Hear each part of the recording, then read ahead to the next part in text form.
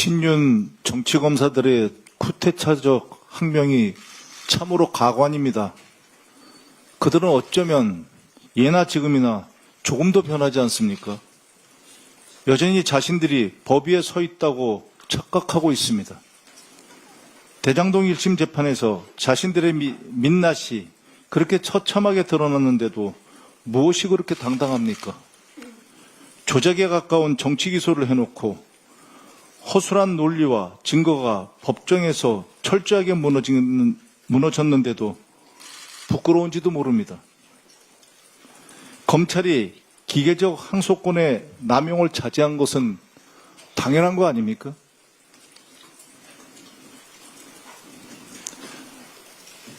이들의 항명은 강백신 검사를 주축을 하는 한 줌도 안 되는 정치 검사들이 국민과 민주주의에 대한 도전입니다.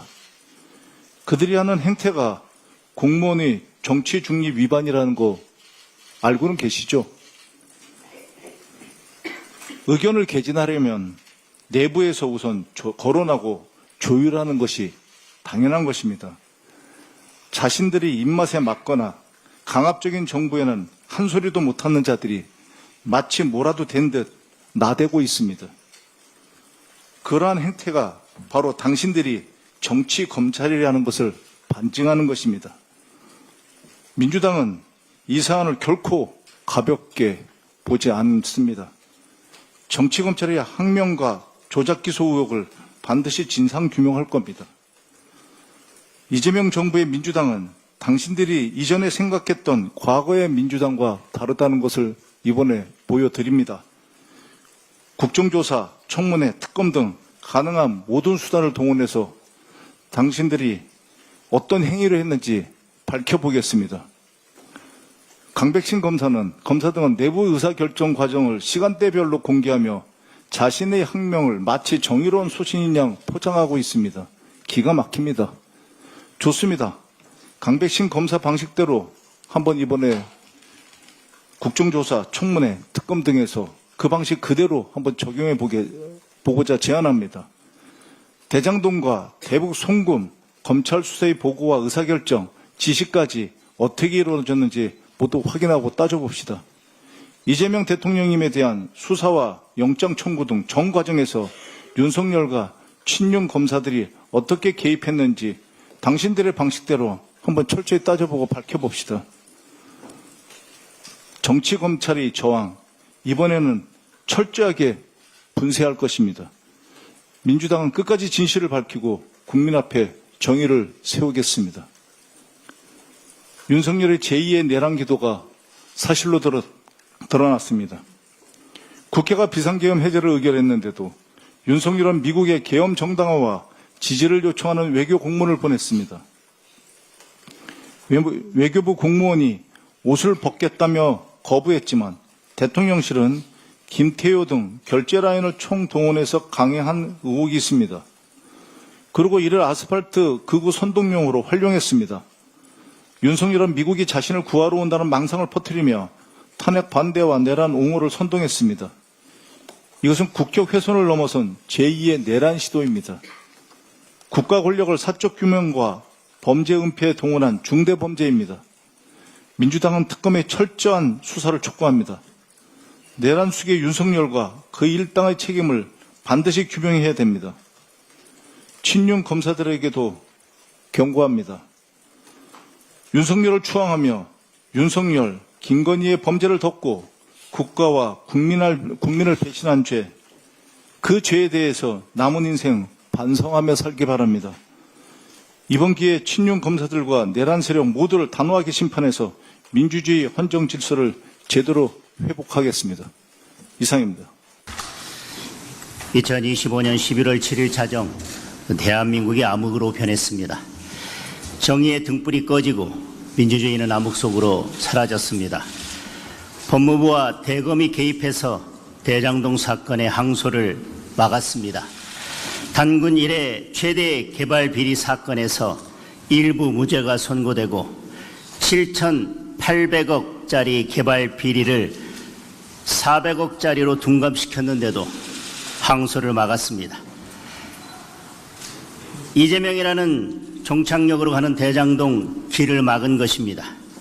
8천억 가까운 대장동 저수지를 물 한 바가지 퍼내고 그대로 덮어버린 것입니다. 입막음용으로 대장동 일당 호주머니에 7,400억을 꽂아준 것입니다. 7,400억짜리 항소 포기입니다. 이재명만이 할 수 있는 일입니다. 단군 이래 최악의 수사 외압이자 재판 외압입니다. 명백한 직권남용이자 탄핵 사유입니다. 대통령이 지난 10월 30일 국무회의에서 뜬금없이 검찰의 항소를 강하게 비판한 것은 이번 항소 포기를 미리 지시한 것입니다. 그리고 이재명의 아바타인 정성호 법무부 장관이 이번 항소 포기 외압 작전을 직접 지휘한 것입니다. 김병기 원내대표도 동의했으니 국정조사합시다. 그리고 특검합시다. 그리고 그 끝은 탄핵이 될 것입니다. 지금 이재명 대통령에게는 식욕 억제제가 필요해 보입니다. 대한민국을 제대로 말아먹고 있습니다. 예, 이재명 대통령은 본인이 승진시키고 포상한 박정훈 대령에게 부끄럽지 않습니까?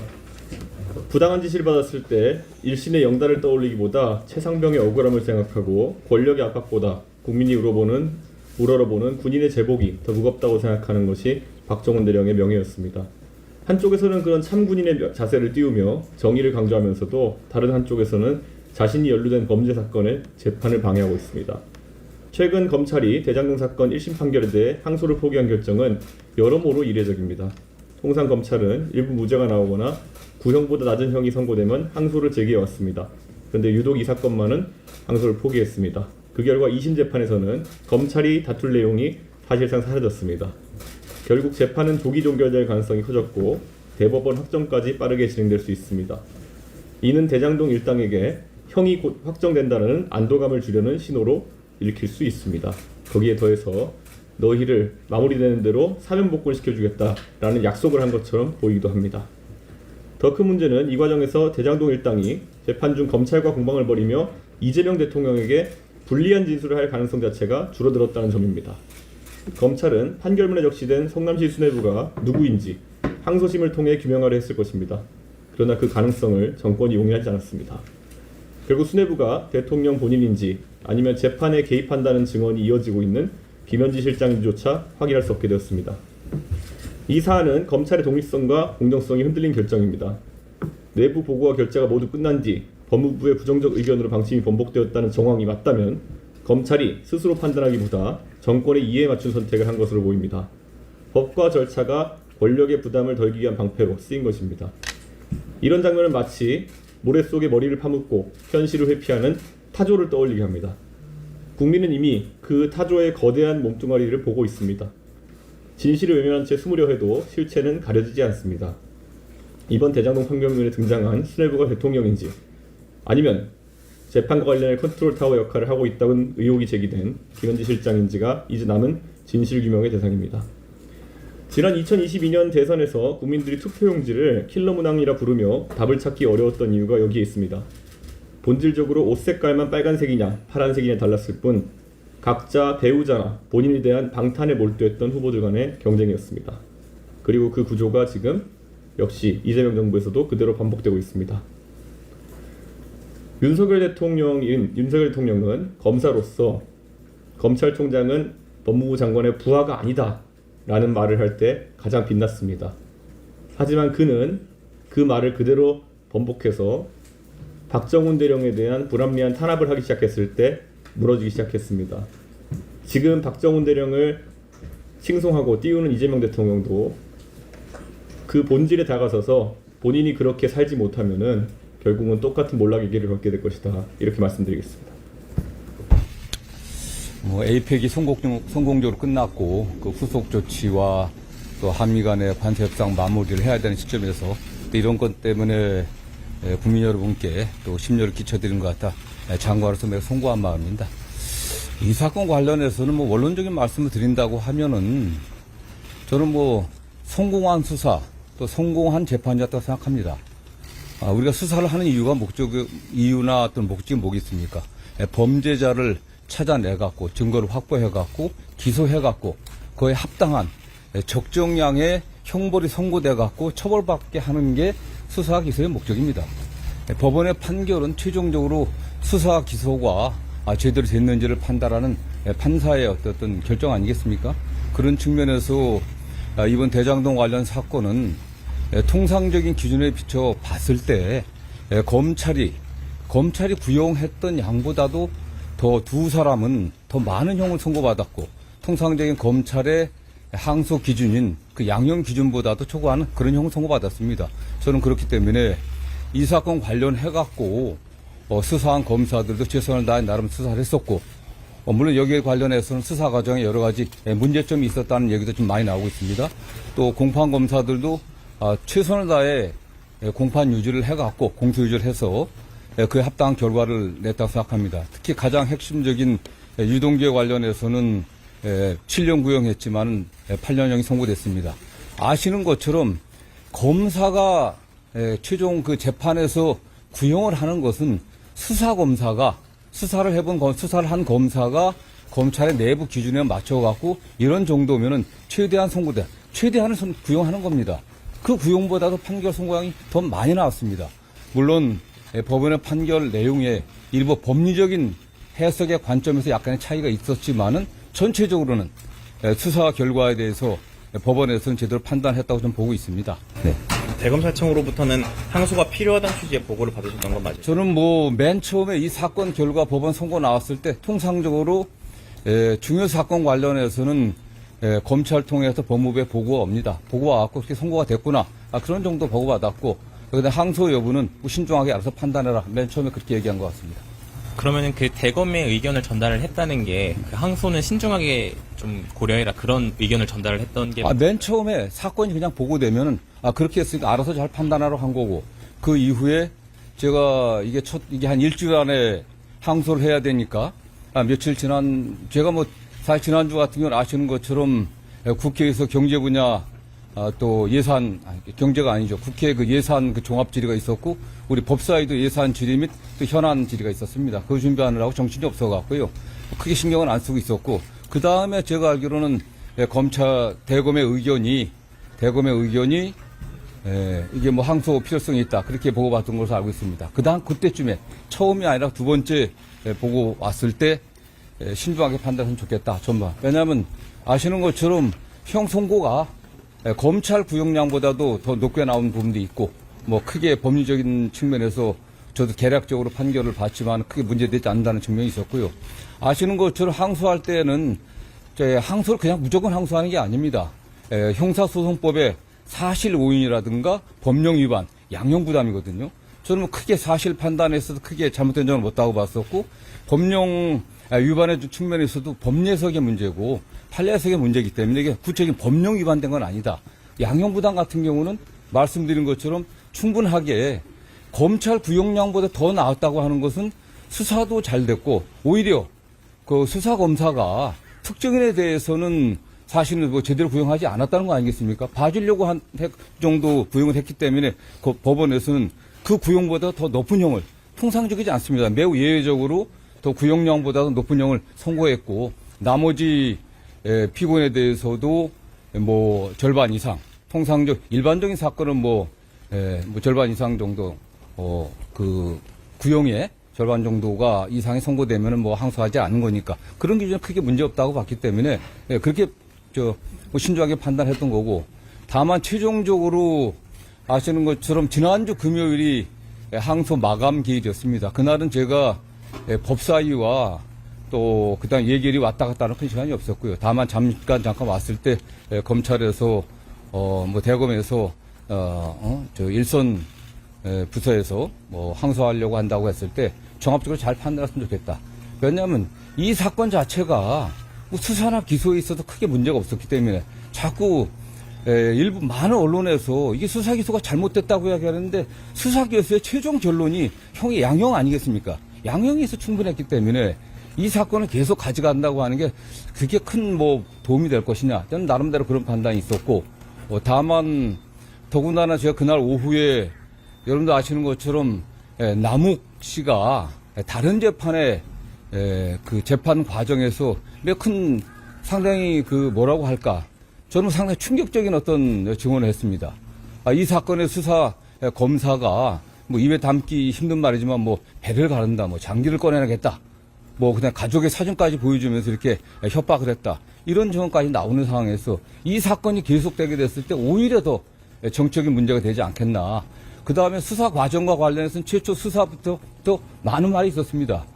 유동규 씨 관련해서는 그가 수사에 협조해주는 대가로 오히려 양형을 거래한 게 아니냐 이런 의혹도 제기됐었고 특히 당시 검사가 유동규 씨를 불러갖고 24시간이나 접견 면담하면서 아무런 기록은 남기지 않았고 오히려 증언이나 증거를 조작한 게 아니냐 모해 위증하려고 한 게 아니냐 아니 이런 의혹도 그 당시 많이 제기됐었습니다. 저는 그렇기 때문에 이런 것들이 지금 검찰에 매우 어려운 상황입니다.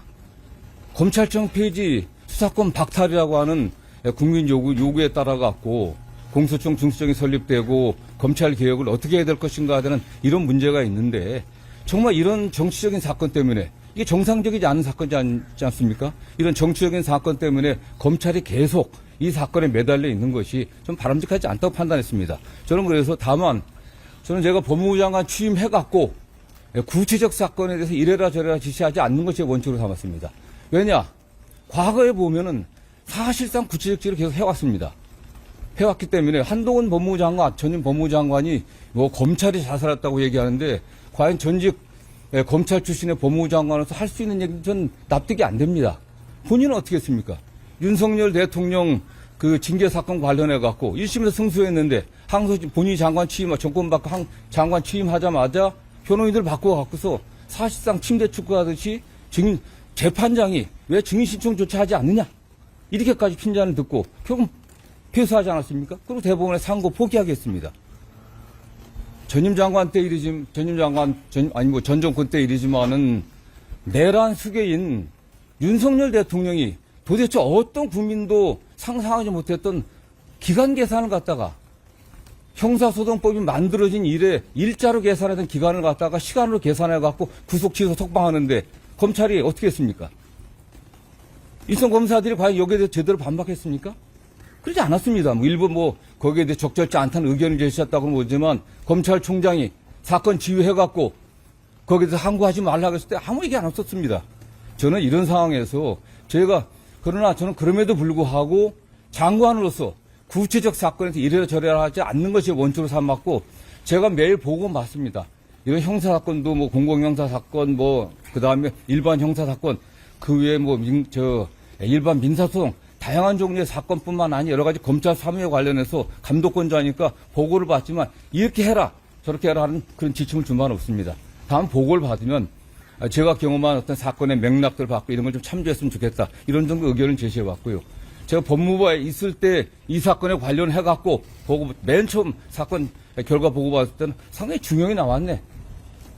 어떻게 예상보다 좀 많이 나왔고 오히려 그런 제가 표현 정도했던 거고 두 번째 항소 포기와 관련된 보고는 제가 한 3, 4일 정도 후에 받았던 것 같은데 좀 신중하게 잘 판단해라 했던 거고 여러분들이 궁금하신 7일날까지 저는 이렇게 될 거라고는 생각 자체를 안 했습니다. 7일날 오후는 법사위와 예결이 왔다 갔다 하느라고 정신이 없어갖고요. 그 당시는 보고 왔을 때 좀 여러 가지를 고려해갖고 신중하게 합리적으로 잘 판단했으면 좋겠다. 이런 정도 제가 의사 표현했습니다. 일각에서는 이번 대장동 사건 관련 이제 법무부에서 의견을 낸 것이 사실상 개별 사건에 대한 수사 지휘가 아니냐라는 지적도 나오고 있는데 일단 신중하게 판단해라는 의견만 전하셨다. 네, 그런 정도였습니다. 네. 근데 그 수사팀 관계자가 공개적으로 이제 글을 쓴 데에는 장관이랑 차관의 반대 때문에 항소 포기가 이루어졌다 이런 지적이 나오고 있거든요. 수사팀은 그게 추측 아니겠습니까? 그게 수사팀에 있어서는 저는 상당히 그런 말씀을 하신 분들의 저희가 좀 의심스럽습니다. 왜냐하면 그 수사팀에서 김만배에 관련해서는 유동규와 관련 7년 구형했습니다. 형이 더 나왔어요. 형이 더 나왔으니까 오히려 그들이 유동규를 오히려 다른 의심들 유동규에 대해서 본인들이 약속했던 것보다 더 많이 나와서 한 게 아니냐 이런 의심도 가능한 거 아니겠습니까? 본인들이 구형했던 것보다 더 많은 형이 나온 거예요.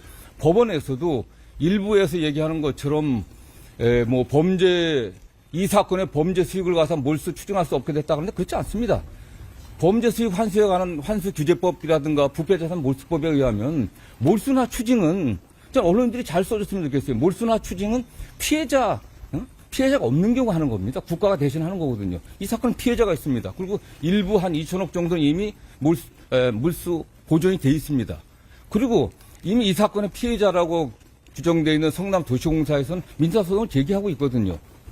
그렇기 때문에 일부 언론에서 7천억을 갖다 받지 못하게 만들었다고 해서 전혀 사실과 다른 겁니다. 그리고 법원에서는 현재 드러난 범위 내에서는 또 몰수추징 선고를 했던 거고요. 그 다음에 7천억 얘기를 자꾸 하는데 그거는 이 개발 행위에 따른 전체 수익을 7천억입니다. 정당한 수익이 어딘지, 정당한 수익을 넘어서 성남도시공사가 제대로 일처리를 하지 못해갖고 거기 일부 관계자들이 거기에 도움을 줘갖고 뇌물을 받고 도움을 줘갖고 더 발생한 그 수익이 어느 정도인지 그 부분이 확정이 안 됐다는 거거든요. 저는 이거에 관련해서는 어차피 가장 중요한 게 뭐 항소 1심보다 더 많은 형을 선고받지 못해서 그런 가능성이 없었다고 하는데 1심보다 더 많은 형이 선고됐기 때문에 항소심에서 양형이 달라질 가능성이 있겠습니까? 우리 법조 기자들 그런 사례 봤습니까? 겨우 1심보다도 양형이 늘어난 게 매우 드문 겁니다. 그건 사실은요. 이미 1심에서 양형이 구형보다 늘어났습니다. 그렇기 때문에 저는 뭐 7천억 몰수 추징 문제에 관련해서도 전혀 좀 사실대로 보도를 했으면 좋겠어요. 이거 받을 수 없는 게 아닙니다. 이미 민사소송이 돼 있기 때문에 공소유죄 잘해갖고 항소심에서 이게 물론 그 추징이 안 됐다고 하더라도 몰수 추징 판결이 안 됐다고 하더라도 그 범위가 명확히 확정된다고 하면 민사소송에서 그게 확정이 안 된다고 하더라도 민사소송에서 관련들을 입증 제도를 하게 되면 좀 받을 수 있는 겁니다. 그러시죠. 자, 문제 가죠.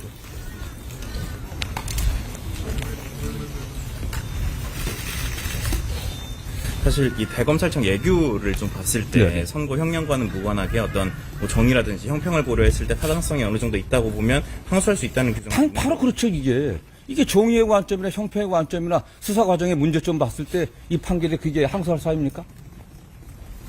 더 나았다니까요. 구형보다. 그리고 가장 중요한 게 저는 뭐 금요일 날 남욱 씨의 법정권에서 굉장히 충격을 받았습니다.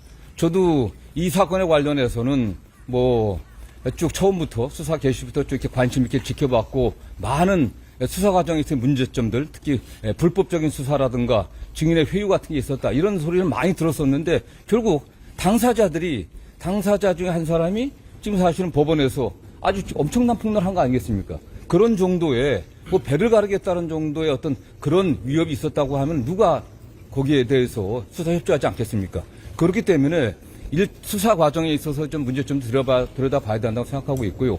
관련해서는 법원에서도 이 사건이 첫 수사팀이 계속까지 수사한 게 아닙니다. 1차 수사팀이 있었고 정권이 바뀌니까 수사팀을 완전히 바꿨습니다. 그 후에 달라진 거거든요, 사실은요. 그 후에 달라졌기 때문에 수사팀의 의견이라고 하는 것도 1차 수사팀의 의견과 2차 수사팀의 의견이 좀 다를 거라고 보고 있습니다. 그래서 2차 수사팀에 일부 참여하신 분들이 여러 가지 문제 제기를 하는데 그러나 어떻게 됐든 간에 사실관계에 있어서는 기본적으로 법원에서 인정을 했고 문제가 있다라는 판단한 거 아니겠습니까? 그래서 중형을 선고했다고 보고 있고요. 예. 말씀하신 대로 이게 정치적으로 좀 얽혀있는 사건이다 보니까는 이번 결정이 이재명 대통령 재판 부담 줄이기 위한 거 아니냐 이런 지적도 있는데. 이 사건과 이재명 대통령과 무슨 관계가 있습니까? 이재명 대통령 이미 별개로 기소돼서 재판을 진행 중이다가 지금 뭐 중단돼 있고 거기 관계자라고 하는 그 성남시 공무원들도 재판을 따라받고 있습니다. 저는 그 재판에서 그건 그 재판이고요. 이 재판과 관련해서도 법원에서 분명히 대통령과 관련해서 어떠한 그 판결 이유에서도 설치된 바가 없습니다.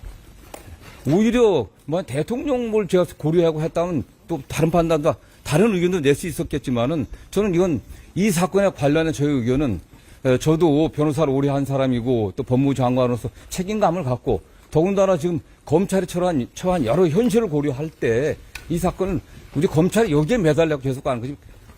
만약 또 다른 경우도 있지 않겠습니까? 다른 판단했을 때 또 문제가 될 것이고 어떤 경우 좀 문제가 되는데 지금 검찰이 해야 될 일은 지금 매우 어려운 시기 아니겠습니까? 검찰청 폐지, 수사권 박탈이라고 하는 어떤 정치권의 요구도 있고 국민적 요구도 있습니다. 이 상황에서 그런 문제에 검찰이 우리가 어떻게 혁신해야 되는지, 우리가 어떻게 개혁해야 할 것인지 이런 문제에 좀 더 집중하는 게 좋겠다는 평소 생각의 일부 반영이 됐다고 저는 생각합니다.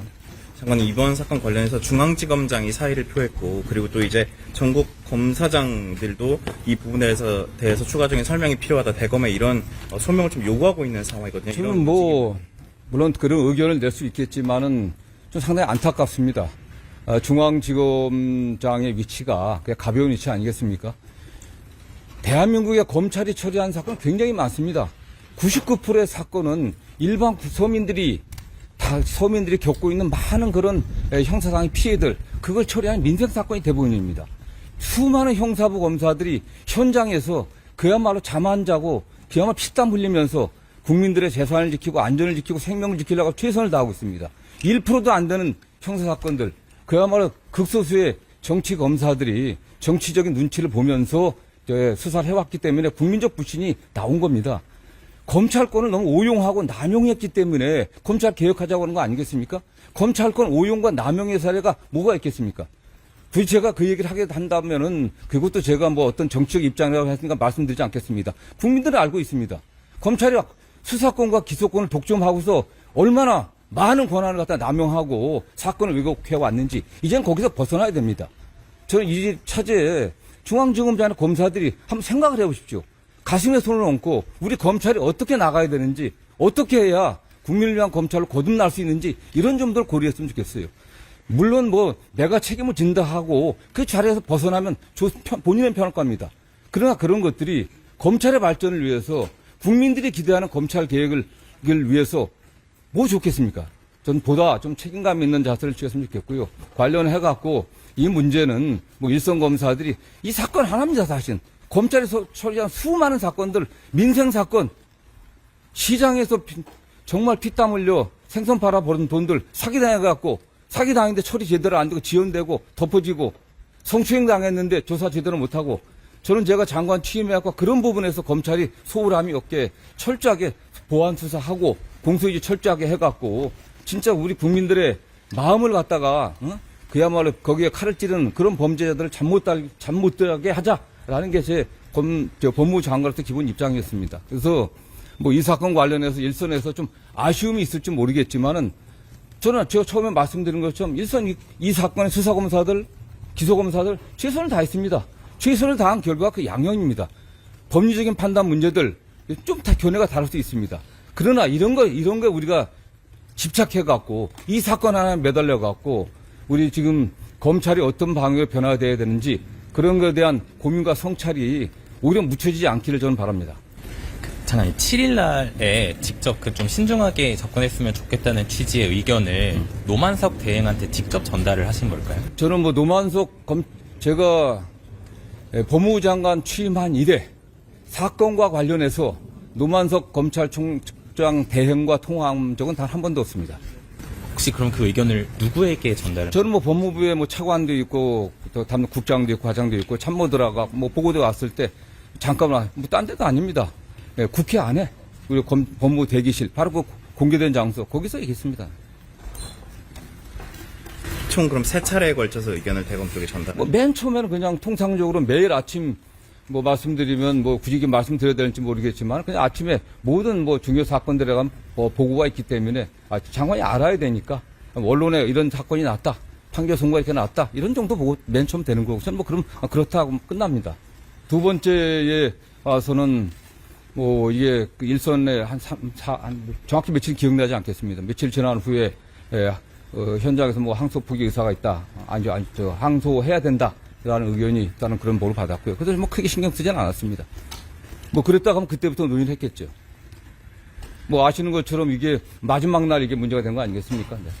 그럼 그 7일 당일에는 법무부 내부에서 이 사건의 항소 여부를 둘러싼 구체적인 내부 논의가 진행된 건 없는 그러지 아닙니다. 저 국회 전 간부들이나 저나 그날 아침부터 국회에서 밤 11시까지 있었습니다. 검찰 내부에서 혼란이 좀 많은 상황인데 끝으로 이거 관련해서 한 말씀만 부탁드리겠습니다. 저는 좀 안타깝습니다. 말씀드린 것처럼 에이펙 성공 이후에 저희 법무부도 국민들이 좀 편안하고 안전하고 또 경제 발전에 좀 도움이 되는 그런 방향으로 역할을 해야 된다는 제 생각을 또 가지고 있었습니다.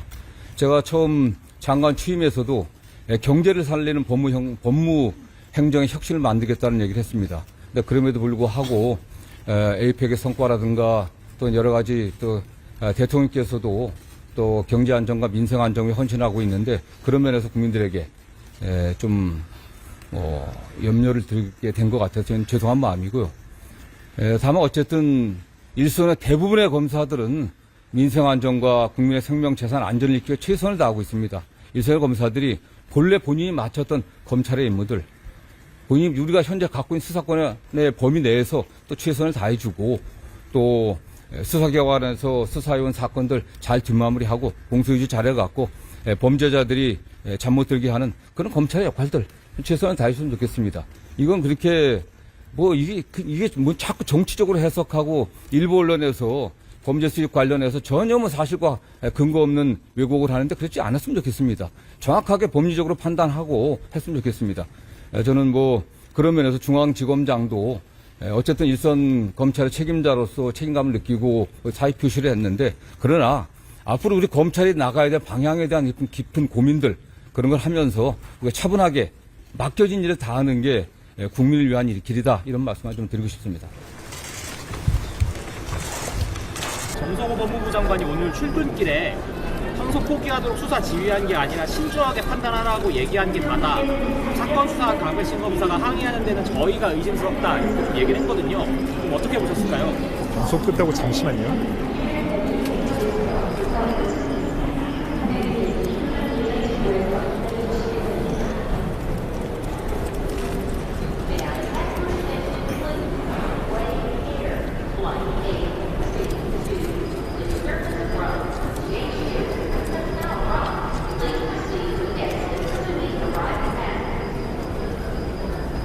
수사팀에서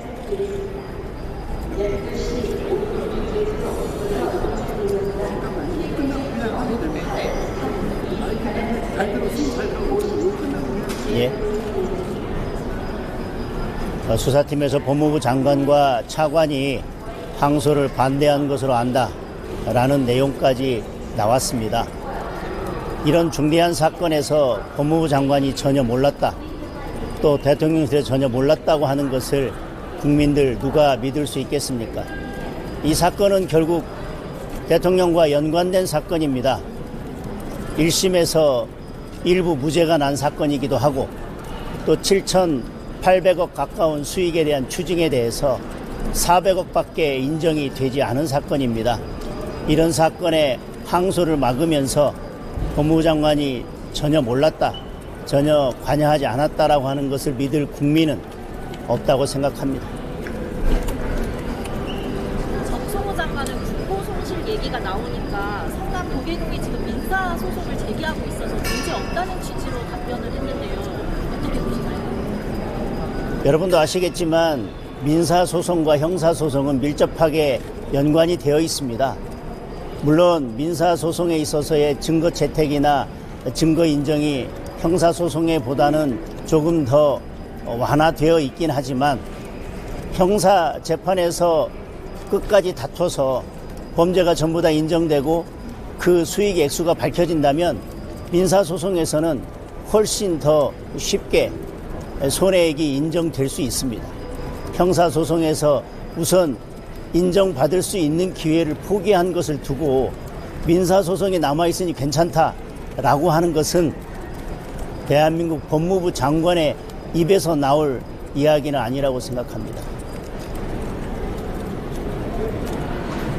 네, 오전 발언에서 명백한 탄핵 사유다 이렇게 말씀하셨는데 이게 법무부 장관이 지칭한 겁니까? 아니면 이재명 대통령이 지칭한 겁니까? 누구까지 관여되어 있는지는 국정조사나 특검을 통해서 밝히면 될 일입니다. 이미 말씀드렸지만 10월 30일 국무회의에서 대통령은 뜬금없이 검사의 항소, 검찰의 항소가 너무 무리하게 진행된 경우가 많다라고 뜬금없는 발언을 했습니다. 그리고 곧바로 이번 항소 포기가 이루어졌습니다. 국민들께서 이게 과연 무관하다고 생각하실지 국민들께서 오히려 대통령의 그런 발언이 이번 항소 포기에 큰 영향을 미쳤을 것이라고 생각하실 것입니다. 떳떳하다면 김병기 원내대표가 이야기한 것처럼 국정조사하고 특검을 통해서 누가 이런 항소 포기, 수사 외압, 재판 외압에 관여했는지 밝히면 될 일입니다.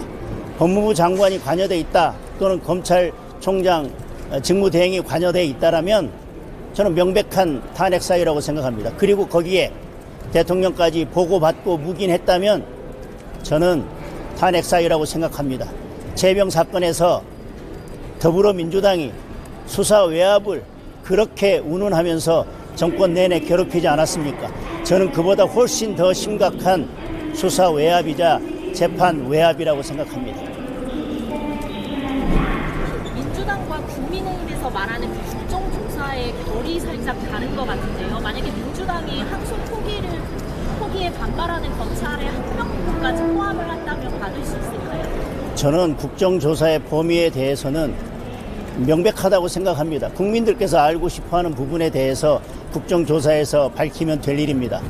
항소 포기가 정당한지, 항소 포기가 왜 이루어졌는지, 그 의사결정 과정에 누가 관여했는지 등만 밝히면 될 일입니다. 그게 이 사건의 핵심이고 수사 외압의 핵심입니다. 그걸 비껴가겠다고 하는 것은 저는 꼼수에 불과하다고 생각합니다. 정성호 법무부 장관은 허접한 대국민 거짓말을 하고 있습니다. 정성호 장관은 대장동 항소 포기 과정에 대해 아는 바가 없다, 종합적으로 판단한 것으로 안다고 답했습니다. 그런데 노만석 검찰총장 권한대행은 오늘 출근길에 항소 포기에 대해 법무부 장차관에게 지시를 받았냐라는 질문을 받고 다음에 말씀드리겠다며 답변을 회피했습니다. 지시가 없었으면 없었다고 밝혔을 것입니다. 사실상 법무부 장차관의 지시를 받았다고 인정한 것입니다. 노만석 대행은 이미 입장문에서 법무부의 의견도 참고한 후 항소를 하지 않았다라고 밝힌 바 있습니다. 아무리 정성호 장관이 아는 바가 없다고 거짓말을 해도 대장동 항소 포기에 법무부의 외압이 있었다는 것은 이미 드러났습니다. 외압의 진실이 드러나려 하자 더불어민주당이 발작하듯 극단적 무리수를 두는 것을 보십시오. 김병기 원내대표는 대통령을 겨냥한 조작수사, 거짓 진술 강요, 억지 기소를 벌여왔다며 국정조사, 청문회, 상설특검 등을 적극 검토해 시행할 것이라고 합니다. 대장동 항소 포기 특검이 아니라 대장동 수사팀 특검을 하겠다는 것입니다. 그런데 대장동 사건은 이미 1심 법원이 장기간 금품 제공 등으로 형성한 유착관계에 따라 벌인 부패범죄다라고 명확히 판단했습니다. 조작수사, 억지 기소라고 주장할 여지는 사라졌습니다. 1심 법원은 유동규 전 법무장에 대해서 단독으로 결정할 위치가 아니었고 성남시 수뇌부가 주요 결정을 하는데 중간관리자의 역할을 했다라고 판단했습니다. 성남시 수뇌부는 당연히 성남시장입니다. 검찰뿐만 아니라 법원 역시 대장동 비리의 실체를 인정하고 있는 상황에서 김병기 원내대표는 무슨 잠꼬대 같은 소리를 하는 겁니까? 권력으로 진실을 영원히 덮을 수 없습니다.